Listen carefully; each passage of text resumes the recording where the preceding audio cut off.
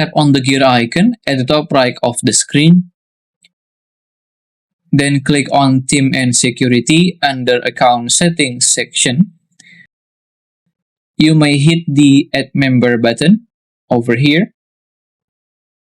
You can start to add the email of the developer that you contacted before, and then scroll down until you see the developer option, which you want to click on it. Then do a check mark on the developer option. If you're curious what developer roles can or cannot do in your Stripe account, you may click on the View Details, which will take you to the official site of Stripe, and you may see what the developer may do or cannot do. Basically, they cannot do something that will hurt your financial on Stripe. After you are sure, click on Send Invite button over here. Usually, Stripe will send a verification to your email first to make sure that it's really you who's inviting the other person.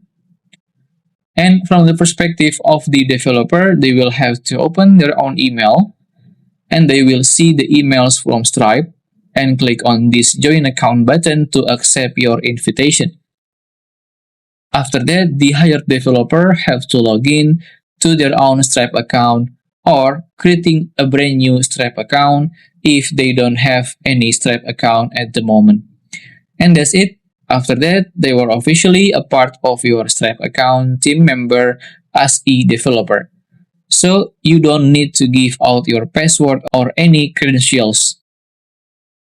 After the developer are done with their work, you can remove it by clicking on the 3 points beside their email and click on Remove Member button. If you still have any questions, just comment down below and I will try my best to guide and help you guys. If you find this video useful, please consider like and subscribe.